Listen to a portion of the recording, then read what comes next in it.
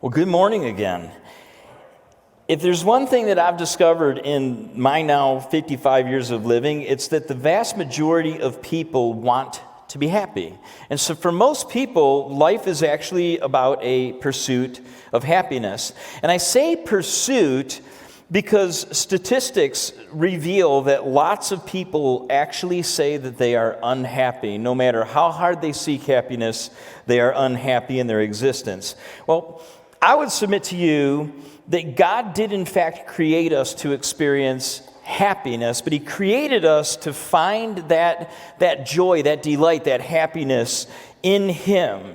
And that is why at SMCC we don't just focus on devotion, because lots of people are devoted to God without any delight whatsoever. We focus on delight as well. So as you hear often, we exist here to help as many people as possible take their next step towards becoming fully devoted and fully delighted followers of Jesus Christ. So God wants to see both of those things in us. But here's something else that I've discovered in my life, and that is this right here. Most people are in a search for happiness rather than truth. Now, we find the pathway to delight in God through the story of God's redemptive plan as it is revealed in our scriptures. So that's the truth part.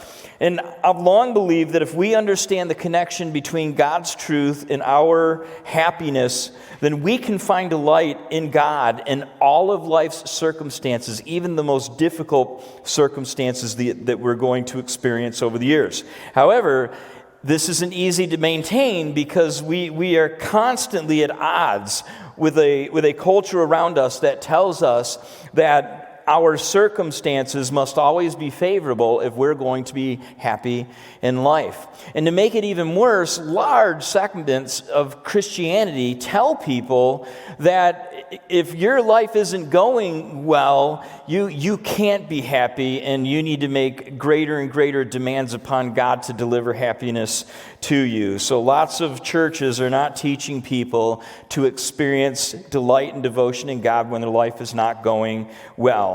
We don't believe in that around here. We believe you want to find your ultimate joy in your ultimate devotion in God at all times. So let me ask you a question then. What happens to you, okay, in your life when your life doesn't go as planned? All right, what happens when a loved one dies? What happens when you get a diagnosis from the doctor that is not good? What happens when you have a financial reversal, or when you lose your job, lose your house, lose your vehicle?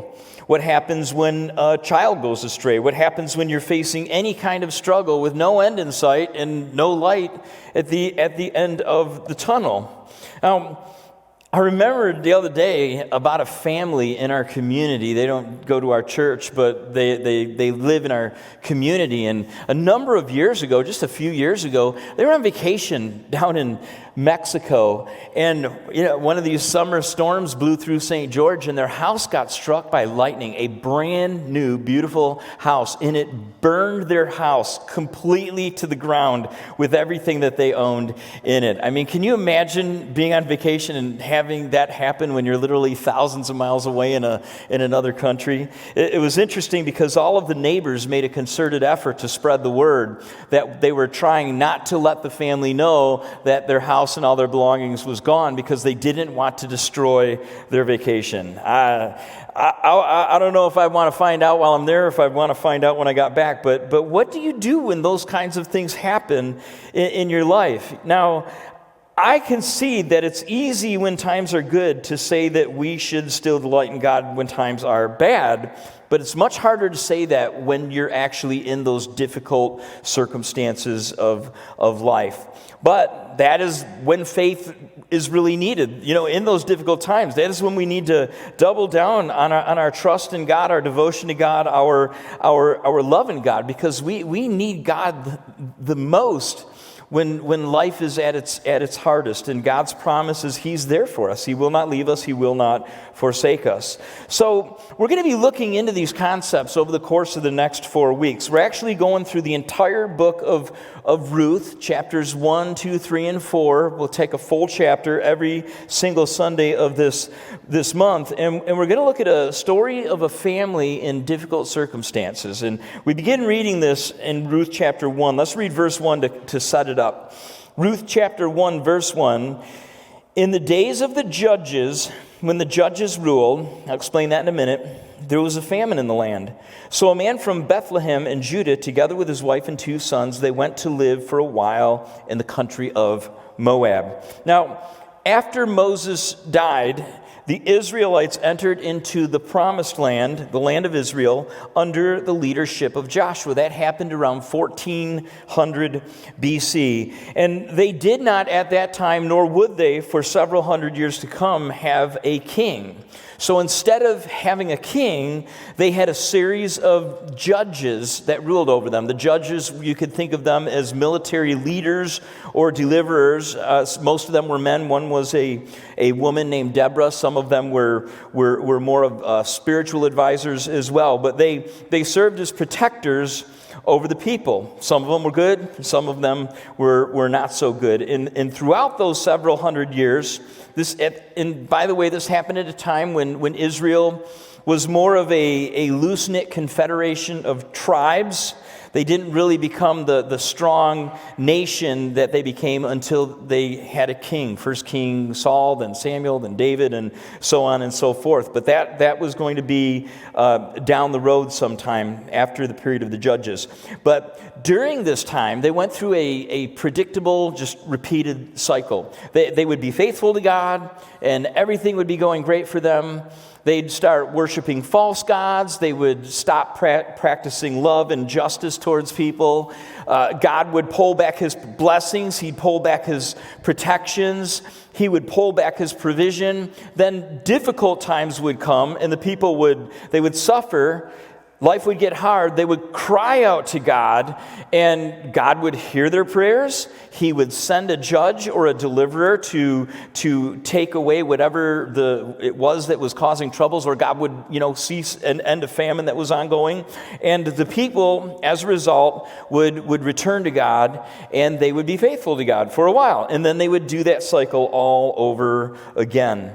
Now, this is kind of a different era. God dealt with His people, the people of Israel, somewhat differently than He does today. In the Old Testament, God promised that if His people would be faithful to Him, that He would lead them, He would protect them, He would provide for them in the land. But if they would not be faithful to Him, He would pull back His protection. And that's what we see over and over again in this book called Ruth. And as you can imagine, sometimes it got very difficult for the Israelites to live, to survive under those circumstances. And it's in one of those difficult circumstances during the period of the judges that the story of Ruth unfolds.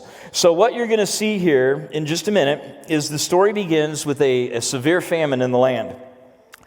A Jewish man named Elimelech is struggling to feed his family, so he decides to leave Israel with his family to the neighboring land of Moab. And the land of Moab is inhabited by the Moabites. They were the descendants of Lot. His incestuous relationship with his own daughters produced a nation of people called the Moabites. And this is the region that they settled. It's east of the Dead Sea. It's across the Jordan River, and it's not in the land of Israel proper. So the Moabites, though, they were actually the enemies of Israel. They were enemies. They were oftentimes the scourge that brought difficulty and hardship and subjugation to the Israelites during those downtimes during the period of the judges. And so what you see here is Elimelech, a Jewish man, going into the house of his enemy to find provision for his family. And that is not something that God would typically allow. It is not something that an average Israelite would even consider during this period of time. To leave the land of this promise, to go into a foreign land and to abandon your people, is like walking away from God in a sense. So he wasn't acting in faith. He wasn't trusting God to provide for him in the land of promise. So let's pick up reading this, and you'll see these details in Ruth chapter 1, 2 through 5. It says that the man's name was Elimelech. His wife's name was Naomi, and the names of his two sons were Mahlon and Chilion. They were Ephrathites, which means they were of the tribe of Ephraim, from Bethlehem of Judah. And they went to Moab and lived there. Now Elimelech, Naomi's husband, died, and she was left with her two sons. They married Moabite women, one named Orpah and the other Ruth. And after they had lived there about 10 years, both Mahlon and Chilion also died. And Naomi was left with her two sons and her husband. Now, I want you to think about that. They left Israel during hopeless times, hoping to find a life worth living elsewhere. And unfortunately, they literally went from the frying pan and into the fire, because Elimelech dies. Then his two sons, who had married Moabite women, not Jewish women, they married these Moabite women, they both die. And this story is unfolding like a Shakespearean tragedy. Naomi is devastated. She decides to go back home, and here's what happens next. Let's look at sections, verse 6 through 13. It says that when Naomi heard in Moab that the Lord had come to the aid of his people by providing food for them, she and her daughters-in-law prepared to return home from there. With her two daughters-in-law, she left the place where she had been living, and she set out on the road that would take them back to the land of Judah. Then Naomi said to her two daughters-in-law, "Go back, each of you, to your mother's home. May the Lord show you kindness as you have shown kindness to your dead husbands and to me. May the Lord grant that each of you will find rest in the home of another husband." Then she kissed them goodbye, and they wept aloud. And they said to her, "We will go back with you to your people." But Naomi said, "Return home, my daughters.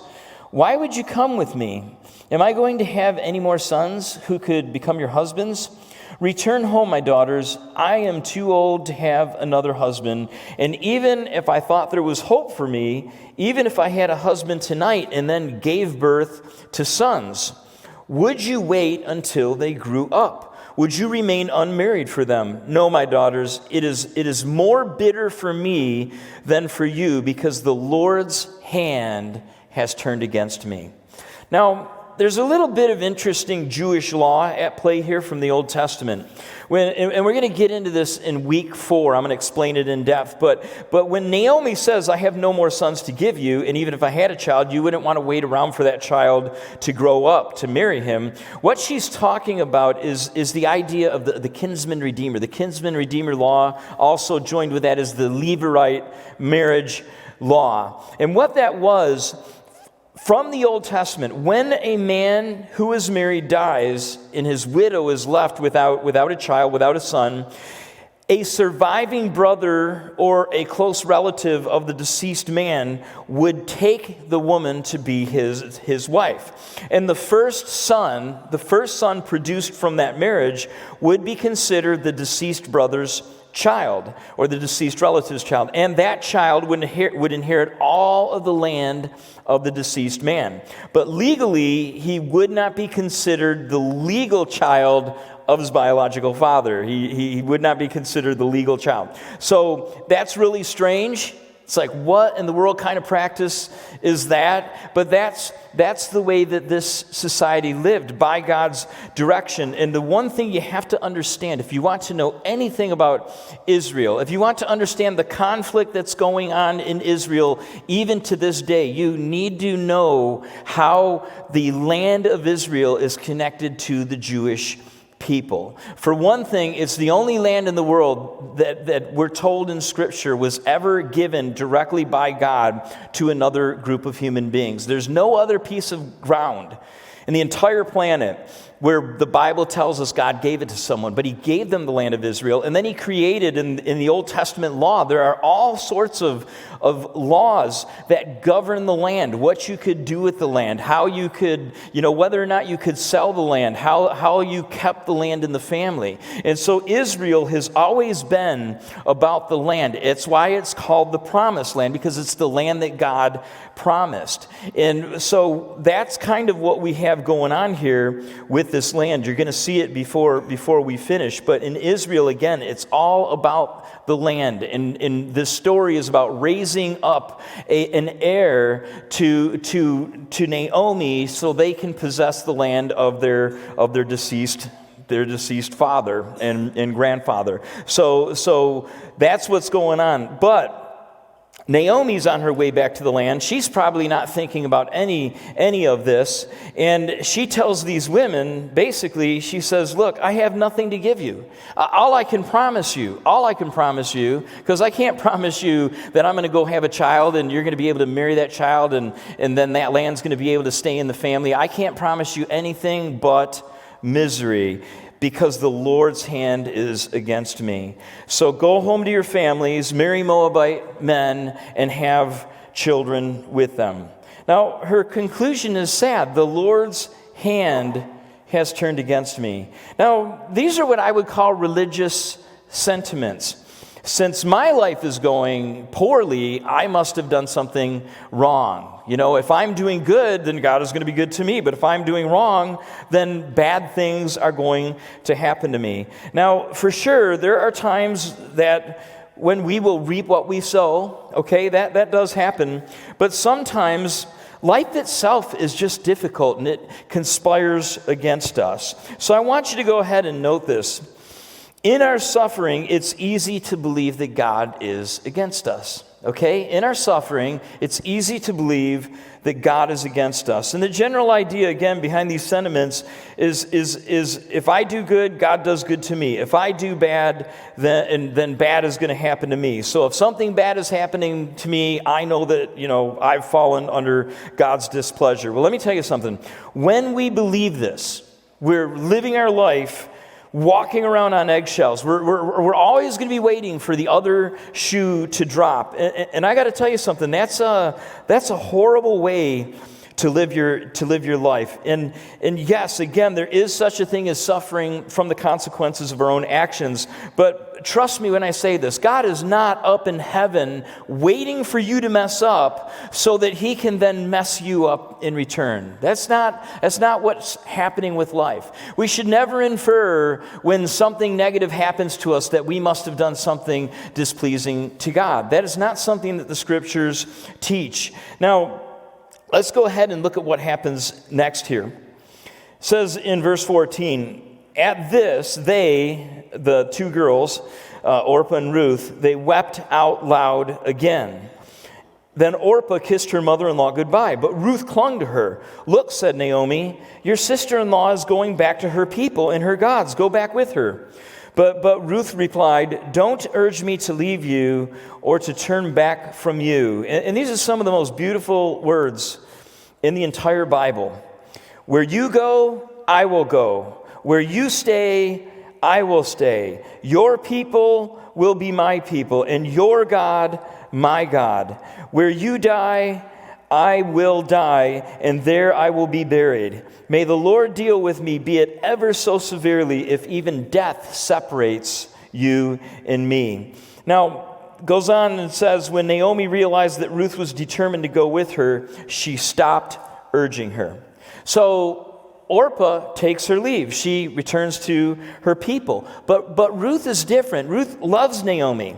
Ruth refuses to go. She refuses to abandon her. And again, though, you need to remember, Ruth is not a Jew. She is a Moabite woman. She grew up with a different language, under different traditions, in a different region with different gods. But she's willing to forsake all of that in order to embrace a new people, a new tradition, a new land, and a new God. And she even swears an oath of fidelity to Naomi. Now, needless to say, Ruth is a rare find. Now, I've discovered in life that when you're going through difficult circumstances, a lot of times people come up and they say things to you. They make promises to you. But then when you go to collect on that promise down the road, there's no deliverance. There's no follow through. And I've often wondered why people do that. I've witnessed it a lot. But I think that sometimes when we're going through a difficult circumstances, that the people that we are confronted with, when they see our discomfort, they become uncomfortable. They don't know what to say. They don't know how to react. And people will say things, but then they completely abandon whatever it is that they said in a relatively short amount of time. And this is why I always tell people when you're going into a situation where somebody's hurting, you don't have to say anything. You have to say, I'm sorry. Give them a hug. Pray with them. Stand with them. Suffer with them. But Ruth's not like that, because she follows through with the commitment that she makes to Naomi, and you're going to see in the rest of these weeks what transpires because of that. But I want you to note this. Love is a willingness to sacrifice for another's good. It is a willingness to sacrifice for another's good. Let's pick up in verse 19 down to 22. It says, so the two women went on until they came to Bethlehem. And when they arrived in Bethlehem, the whole town was stirred because of them. And the woman exclaimed, can this be Naomi? Don't call me Naomi, she told them. Call me Mara, because the Almighty has made my life very bitter. I went away full, but the Lord has brought me back empty. Why call me Naomi? The Lord has afflicted me. The Almighty has brought misfortune upon me.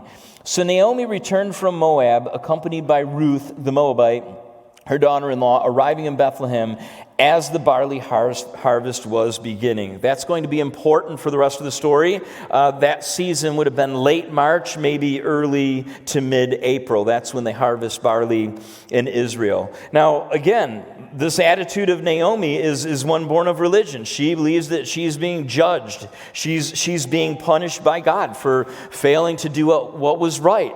She probably believes that because we left the promised land, and by the way, I guess technically it's all the promised land, but she went away from her people. She went away from where God promised his provision and blessings. And the city that they came from, Bethlehem, means house of bread. So because they didn't have bread, instead of trusting God to provide, they left the house of bread and went to the house of the enemy and allowed their children to marry outside of the Jewish people. And she believes, as a result of that God is afflicting her, that all of this misfortune is coming upon her directly by the hand of God. And when the women call out to Naomi, which means pleasant, that's names have meaning in Israel at that time. Naomi means pleasant. She says, there's nothing pleasant about my existence.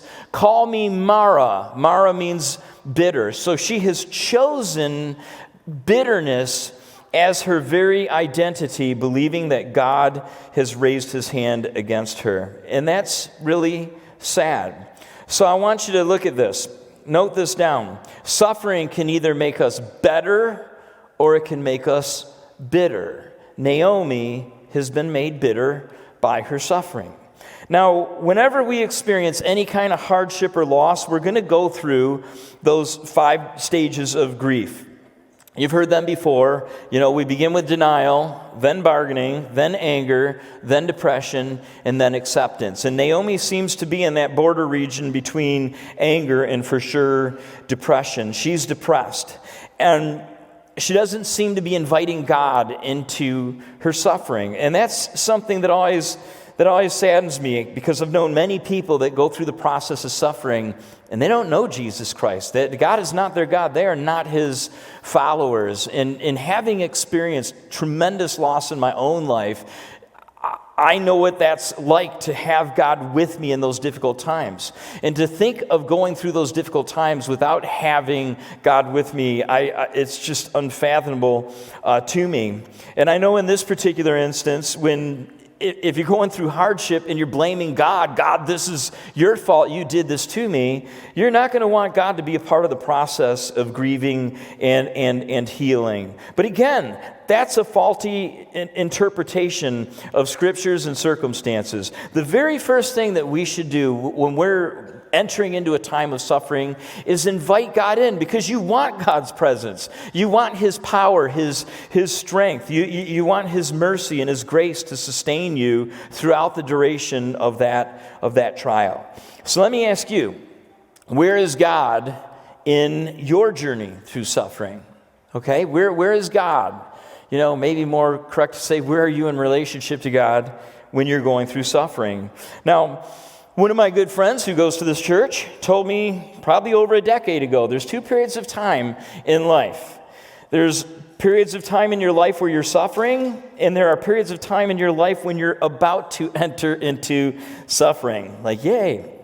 Now, to be sure, God promised us that the day is coming when there will be no more suffering for His followers. God Himself will wipe away the tears, but that's down the road. That's in the eternal state, in God's eternal presence. And you might be sitting here thinking, okay, I get that, that's great, but I'm crying right now, and my life is falling apart right now. And you'd rather see God responding and wiping away those tears today. And if that's you, I absolutely get it. And when you find yourself thinking those kinds of thoughts, it's easy to conclude God is not good. God doesn't have my best interests at heart. And I know there are people here, I had people come up to me after first service and say, man, I needed to hear this message because I'm tempted to think, because of the things that have happened in my life, that God is not good. And I'm glad that I heard those very words.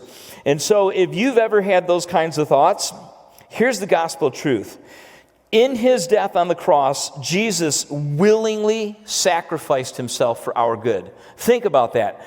Living the perfect life on our behalf, God in human flesh doing that, and then dying on our behalf, all because He is good and He loves us, and He is perpetrating one of the greatest acts of kindness ever done.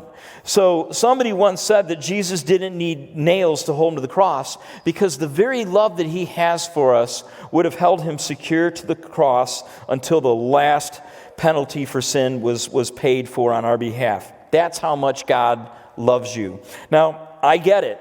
We would prefer to interpret the love and goodness of God as God shows up and removes all of the suffering from our life. But God did not promise that in this life. So the Bible presents the love of God in that He Himself, He entered into human existence as one of us, and He suffered alongside us, and then all on His own, He suffered for us.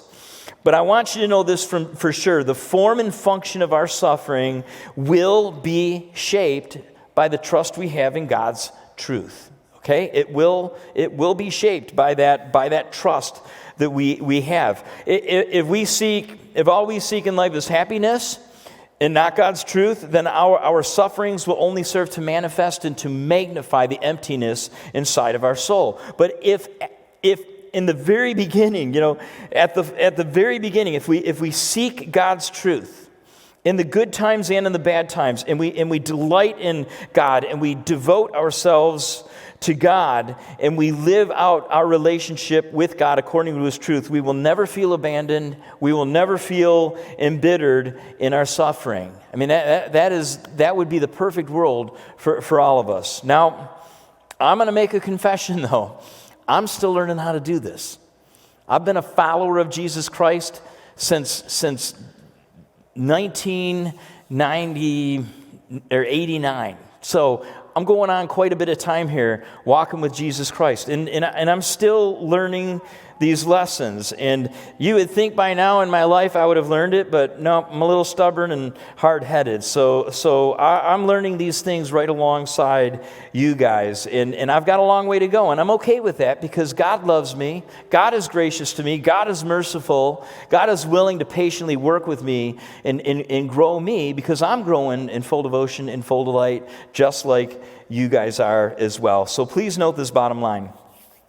The bottom line, what our suffering does to us is dependent on what we do with God, okay?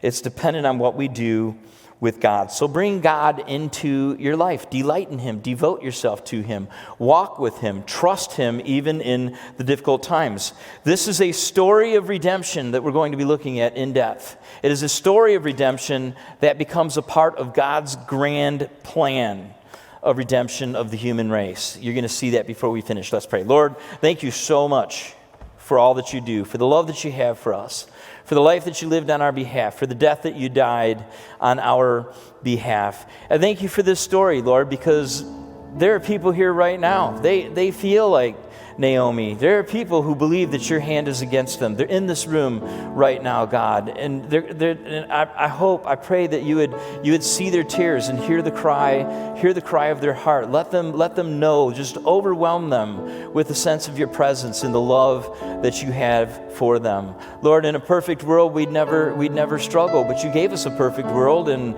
we chose not to accept it. And now we deal with the consequences, and those consequences include difficulty. So all throughout this auditorium, those here that are suffering, I just pray, God, that you would bring your grace, your mercy, your truth, your strength, your courage into their life, into their circumstances, and walk them through this difficult time, no matter how long it takes, because your ultimate promise to us is you will never leave us and you will never forsake us. So we stand in faith, walking with you, devoting ourselves to you.